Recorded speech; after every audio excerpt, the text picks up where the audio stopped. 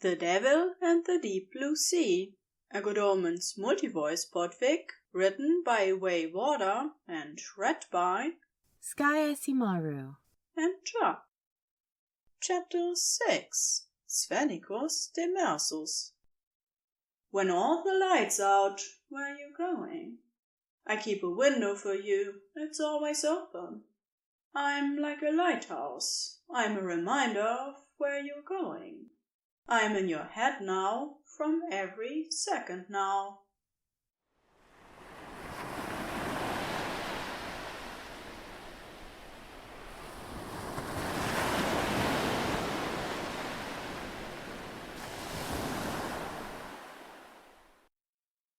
Once Crowley was changed. Goodness, how did he manage to make the sparkly don't-be-jelly shirt look so handsome? He rejoined Aziraphale in the atrium, and together they strolled off to the coldwater gallery. They passed the touch pool where Crowley had first reacquainted Aziraphale just that morning, and turned a corner to discover a large window. Wait. Aziraphale reached for Crowley's hand before he could get closer to the exhibit. What is it? Close your eyes. Aziraphale was thrilled they'd waited until later in the day to explore the coldwater gallery. Some of his very favorite animal friends inhabited this section of the aquarium, and he was delighted to introduce them all to Crowley. Grinning, Crowley shut his eyes. Gently Aziraphale pulled him deeper into the gallery, closer to the window. They were the only two people currently standing in front of it. What do you hear? Crowley furrowed his brow in concentration, and Aziraphale smiled impossibly wider. This is going well. Aziraphale looked down to their joined hands as Crowley continued to investigate the faint noises around them. There were the echoes of other human beings, of course, the taps of footsteps on cool hard floors, the gentle splashes of the touch pool. It was difficult to make out at all, but just there, buried under everything else, as if it were emitting from some deep alien cavern.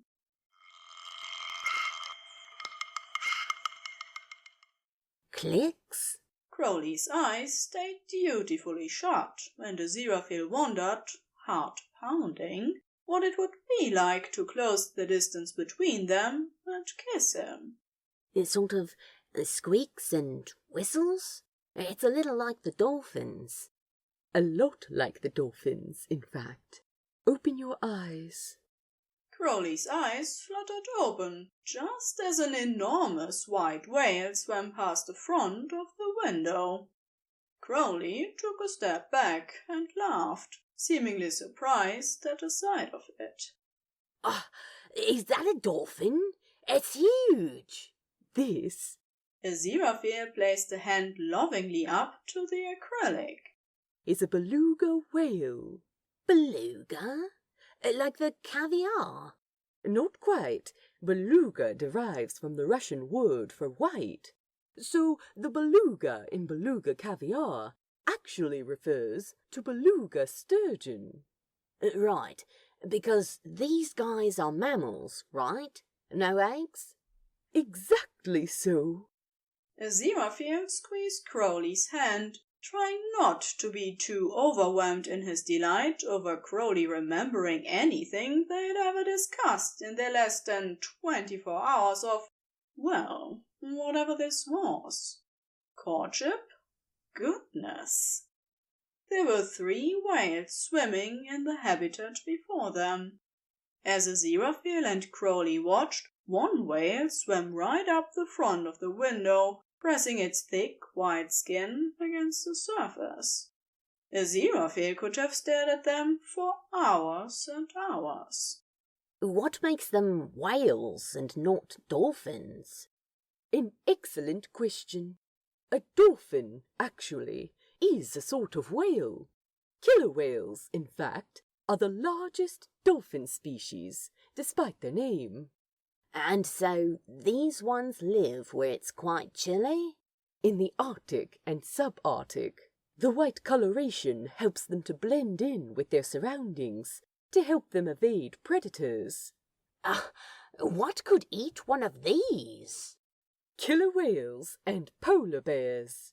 Aziraphale answered, perhaps too enthused about the subject of predation.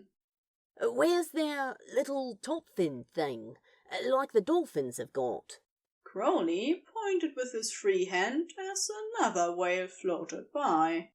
It's called a dorsal fin. A dorsal fin would be tough to navigate in the Arctic ice, and it's additionally more surface area across which to lose body heat. Crowley turned to look at him as though he was something amazing. How did you get to be so smart? Aziraphale's insides melted at the way Crowley asked the question. Like he was impressed instead of annoyed.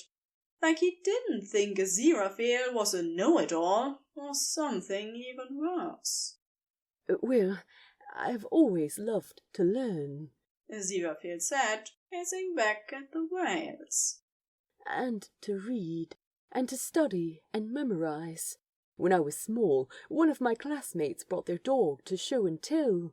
Apparently the dog had been abandoned on the side of the road. I'd never before considered that anyone might have it in their heart to be unkind to an animal. To tell you the truth, I had to be escorted from the classroom that afternoon. I was quite beside myself. He turned back to Crowley to smile, for once, somehow, not embarrassed of the story. I wanted to do everything I could do to help animals. As I got older and realized I was no great athlete or explorer, I figured a life out in the field was probably out of the question for me. But this... He gestured back to the window, to the whales. Teaching. Ideally inspiring. This is how I can help the world I love. Aziraphale. Yes, Crowley? I have to tell you something. Worry immediately flooded Aziraphale. What is it? Crowley turned his body away from the window in order to seize both of Aziraphale's hands now. He let out a long, low breath before meeting Aziraphale's eyes with his own. He was terribly handsome. What is it? Aziraphale asked again, the anxiety continuing to claw at his insides. This was it. At last, it'd been too much. Here's the situation. I want to kiss you, really rather badly, but I can't help thinking I'll disrupt some of the flow of the date if I do it right now. Do you know what I mean? Oh. Would you mind terribly if I saved it for later? Crowley finished, rubbing his thumbs softly over the tops of Aziraphale's hands. Of course not. It's just, you still have to teach me about penguins. Indeed. And I don't want to interrupt you. Very thoughtful of you. Okay. Crowley smiled his lopsided smile. Glad to have that covered. He lifted each of Aziraphale's hands to his lips in turn and kissed them gently. Barely there. Aziraphale didn't remember anything he said about the giant Pacific octopus or the southern sea otters after that.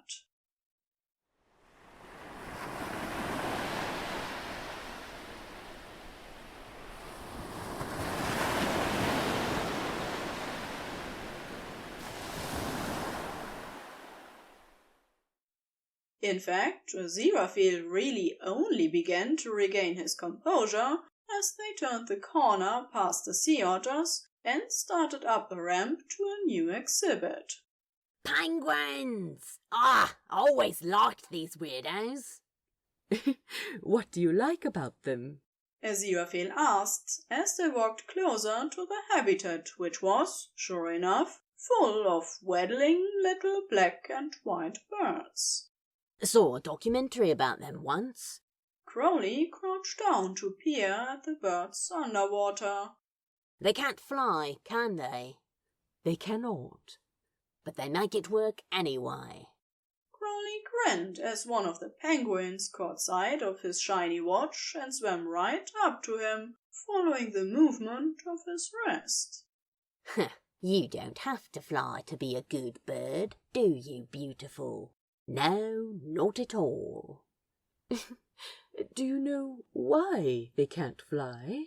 Aziraphale ventured, battling down the desire to push Crowley to the floor and kiss him senseless. Now that kissing was at all on the table, Aziraphale was finding it harder and harder to focus on marine creatures. It's something about bones, right? Yes, penguins have solid bones, whereas most birds have hollow bones. As you can see, they are excellent swimmers, though. Yes, you are, Crowley said to the little penguin still bobbing up and down right before him. Crowley tore himself away from his new avian friend and stood back up to his full height. Feeling a little daring, Aziraphale took the opportunity to loop his arm through Crowley's and press their sides against one another. He let his head drift slightly to the side to brush against Crowley's shoulder. Aziraphale had never been on a first date before that had felt so comfortable. Being around Crowley was natural and easy, like perhaps this was where he belonged. What's that? Crowley pointed at what looked like two cylindrical bubbles emerging out of nowhere into the penguin habitat. Oh, that's the penguin tunnel. The penguin tunnel? Look. Because, sure enough, a moment later, two human heads popped up in the bubbles, looking delighted and awestruck to be so close to the penguins. Crowley's eyes widened as he looked down to their left to discover the small entrance to the tunnel. He turned sharply back to Aziraphale. Aziraphale cocked his head in confusion, but before he could ask anything, he found himself being marched in the direction of the tunnel's entrance. Oh, but Crowley, Aziraphale protested. you're so tall. Aziraphale, these are fucking penguins. I'll crouch. And he did. Aziraphale laughed at the sight of this gangly man getting down on his hands and knees like a child and shuffling awkwardly through the penguin tunnel. Before he was very far, though, he turned over his shoulder and called back to Aziraphale. Well, come on. Aziraphale had never cared quite so little about looking frightfully ridiculous. He dropped to his knees and crawled into the tunnel behind Crowley. It was dark and cramped and terribly uncomfortable for an adult down there, but they made it work. I mean, fucking penguins, right? Aziraphale drew in a relieved breath of air as they surfaced together up into one of the penguin bubbles. The look of joy on Crowley's face was something truly spectacular. Ah, we're so close to them, Crowley exclaimed gleefully as a rather scruffy-looking penguin wandered over to investigate their faces. What's wrong with this one? He's in the middle of molting, my dear. He can't get in the water right now, so I suspect he's a little put out about things. Crowley nodded sympathetically, eyes still fixed on the penguin. I get it, mate. They stood there for a long while in the little bubble, sometimes silently, sometimes with Crowley asking another penguin question, and Aziraphale answering. Aziraphale hoped his heartbeat wasn't as loud in this confined space as he thought it was. He felt he was going to burst out of his own chest. Ridiculous. You've been holding hands all afternoon. But being in the penguin tunnel together was nearly like being alone together. And recognizing that he wanted that was terrifying to Aziraphale. That he could already feel so much for and so closely to this practical stranger beside him. Thank you for coming back, Aziraphale said suddenly.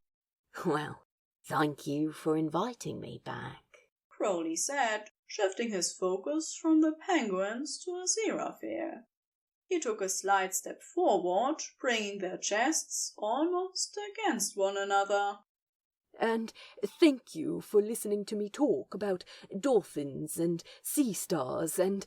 Aziraphale, you don't have to thank me for that. You don't owe me any great gratitude here. I'm where I want to be, I promise. Are you going to kiss me now? Crowley lifted a hand up to Aziraphale's cheek. Aziraphale turned into the gesture, letting his eyes shut, doing everything in his power to savor this brilliant, lovely moment. Would you like me to kiss you now, Aziraphale? Crowley asked, just as softly. And the answer was emphatically yes.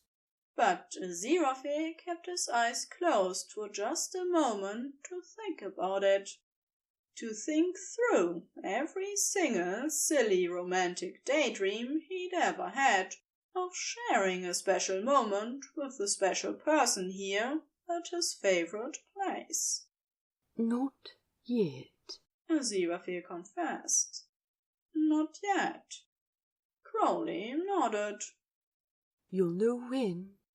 Crowley grinned at that assessment. Oh, I will I? I suspect you'll be able to tell by my frantic blushing and stammering once we're there. Been doing a decent amount of that all day, to be fair. Yes, well, you're quite dashing. Yeah, says you impossibly gorgeous thing. And Aziraphale did blush and stammer then, to be fair.